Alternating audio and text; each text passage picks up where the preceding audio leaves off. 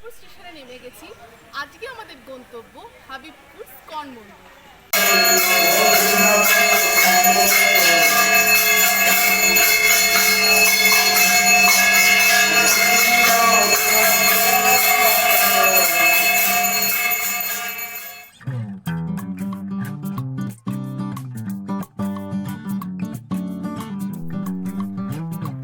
নমস্কার বন্ধুরা, আমি সুচেতা।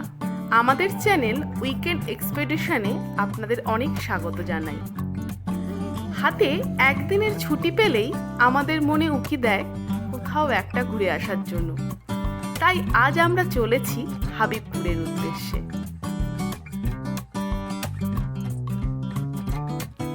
নদিয়া জেলার রানাঘাট ব্লকের একটি ছোট গ্রাম হচ্ছে হাবিবপুর।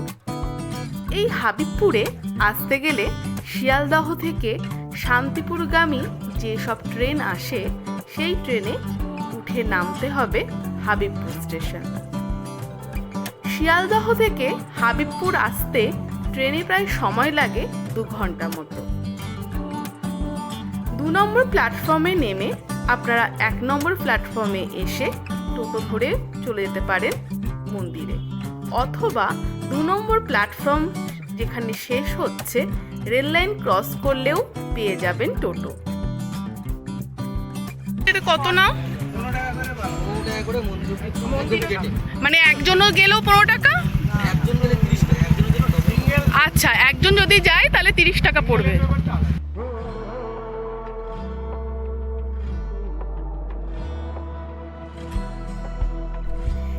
এছাড়া গাড়ি করে বাই রোড আপনারা আসতে পারেন। NH-12 ধরে আসলে রানাঘাট থেকে 4 কিলোমিটার দূরে অবস্থিত এই মন্দিরটি, মেন রোড থেকে একটুখানি।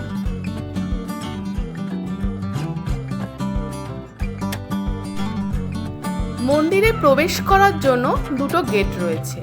যে কোনো গেটে প্রবেশ করলেই মন্দিরের যে কোনো জায়গায় আপনারা যেতে পারবেন, কিন্তু কার পার্কিংয়ের জন্য স্পেশালি একটা গেট রয়েছে। সেই গেট দিয়েই ঢুকতে হবে যদি কার পার্কিং করতে হয়।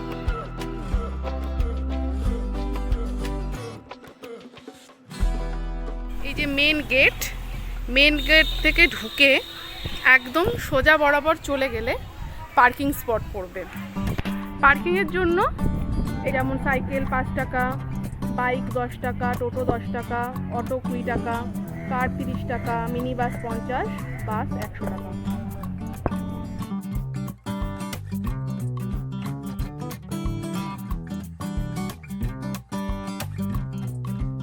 এবার চলুন পার্কিং স্পটটা একটু দেখে নিই। মেন ঢোকার গেটটা ওখান দিয়ে পুরোটাই পার্কিং স্পট, পুরোটাই পার্কিং এর জায়গা।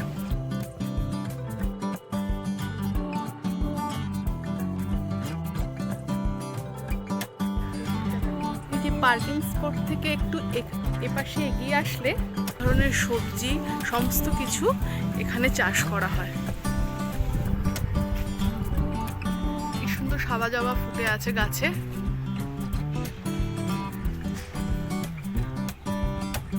ধান চাষ হচ্ছে। এই মন্দিরে খুব সুন্দর একটা ঝিল আছে। আগে বোটিং করা হতো, এখন আপাতত বন্ধ আছে। জগন্নাথ দেবের স্নানযাত্রার সময় জগন্নাথ, বলরাম, সুভদ্রার স্নানযাত্রার অনুষ্ঠানটি এই বেদির ওপর অনুষ্ঠিত হয়।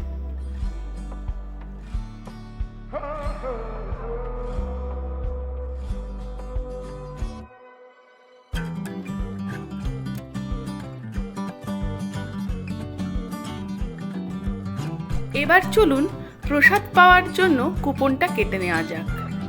মহাপ্রসাদ যদি নিতে চান তার মূল্য 70 টাকা, আর রাজভোগ মহাপ্রসাদ যদি নিতে চান তার মূল্য 170 টাকা। এখানে পার্সেলেরও ব্যবস্থা আছে। মহাপ্রসাদ পার্সেল হয় না, শুধু রাজভোগ মহাপ্রসাদই পার্সেল হয়, তার জন্য 30 টাকা এক্সট্রা, মানে 170 টাকা, সেটা 200 টাকা দিয়ে নিতে হবে। এবার আসুন জেনে নেওয়া যাক মন্দিরের সম্বন্ধে। মন্দির খোলা থাকে ভোর 4:30 থেকে রাত 8:30 পর্যন্ত। মন্দির দর্শন দুপুর 1টা থেকে 4টে পর্যন্ত বন্ধ থাকে। বিভিন্ন সময় বিভিন্ন ধরনের আরতি হয়ে থাকে, যেমন মঙ্গল আরতি, তুলসী আরতি, সন্ধ্যা আরতি, শয়ন আরতি। দুপুর 12:30 থেকে 1টা পর্যন্ত হয় ভোগ আরতি।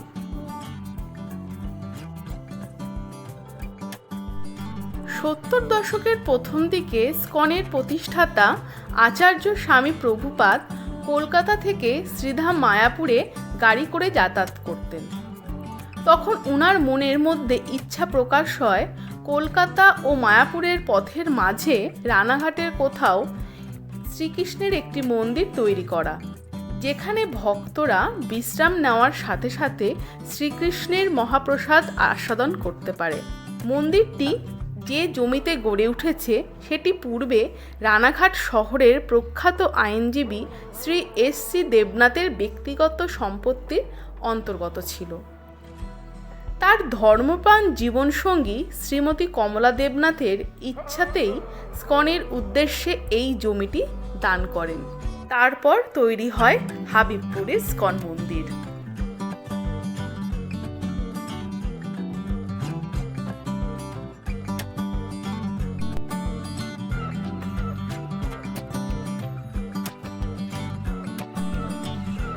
যদি আপনারা এই সুন্দর মনোরম পরিবেশে একটা দিন কাটাতে চান, তার জন্য আছে খুব সুন্দর থাকার ব্যবস্থা, এসি এবং নন এসি রুমের ফেসিলিটিস।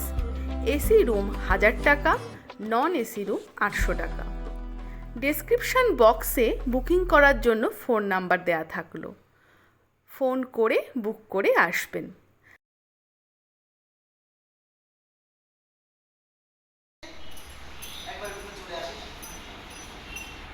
আপনাদের একটা রুম দেখানোর চেষ্টা করছি। এখানে দুজন শোয়া যাবে, এখানে একজনই শুতে পারবে। এখানে একটা মিরর দিয়ে দিয়েছে।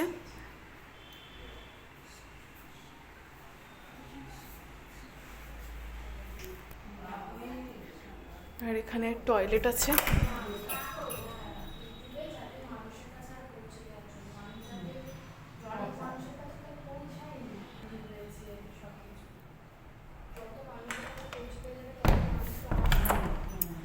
পরিষ্কার পরিচ্ছন্ন রুম।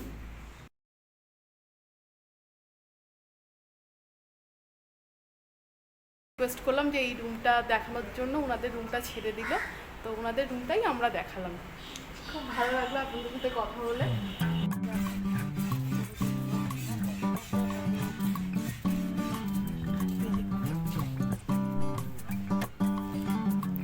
এটা হচ্ছে গোশালা, আছে অনেক গরু, ষাঁড়, বাছুর। এদের দুধ দিয়ে তৈরি হয় ঘি, আর প্রত্যেক দিনের প্রসাদের জন্য তৈরি হয় মিষ্টান্ন।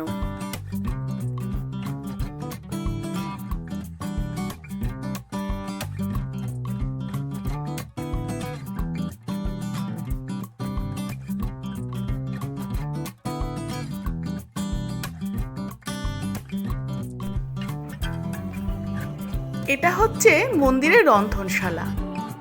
একটা জিনিস দেখে খুব ভালো লাগলো, কাঠের উনুন দিয়েও এই মন্দিরে রান্না করা হয়।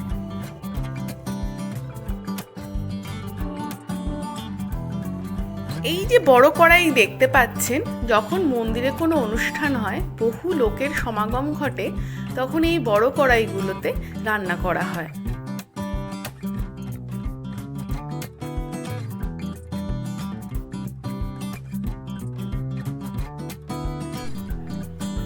এই মন্দিরে 2 ধরনের প্রসাদ কক্ষের ব্যবস্থা আছে, এসি এবং নন এসি। মহাপ্রসাদের জন্য নন এসি রুম, রাজভোগ মহাপ্রসাদের জন্য এসি রুম। এসি রুমে 32 জন বসার ক্যাপাসিটি আছে এবং নন এসি রুমে প্রায় 100 জনের কাছাকাছি বসার ক্যাপাসিটি আছে।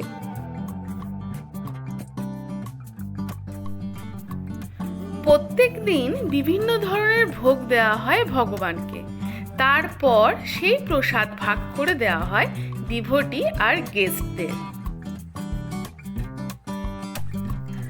আজকের রাজভোগ মহাপ্রসাদে ছিল ভেজ ডাল, স্যালাড, পটলের তরকারি, উচ্ছে আলু ভাজা, চানা, পনিরের তরকারি, লুচি, কুমড়োলি, অন্ন, পরমান্ন, চাটনি, পাঁপড়, পায়েস এবং মিষ্টি। একটা কুপনে যে পরিমাণ দিয়েছিল আমাদের দুজনের ভালোভাবে হয়ে গেছিল। কিন্তু আমরা অনেককেই দেখেছি একটা কুপনের যে প্রসাদ দিয়েছে নষ্ট করতে। আমাদের সেইভাবেই কুপন কাটা উচিত এবং লক্ষ্য রাখা উচিত যাতে প্রসাদ নষ্ট না হয়।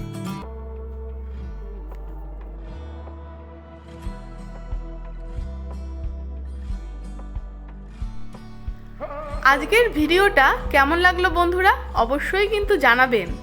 ভালো লাগলে লাইক, শেয়ার এবং সাবস্ক্রাইব করে পাশে থাকা বেল আইকনটা প্রেস করে অবশ্যই কিন্তু পাশে থাকবেন। আর আপনাদের যদি কোনো জিজ্ঞাসা থাকে অবশ্যই প্রশ্ন করবেন, আমার যথাসাধ্য উত্তর দেওয়ার চেষ্টা করব। ভালো থাকবেন, সুস্থ থাকবেন। খুব শিগগিরই দেখা হবে নতুন কোনো ডেস্টিনেশন নিয়ে।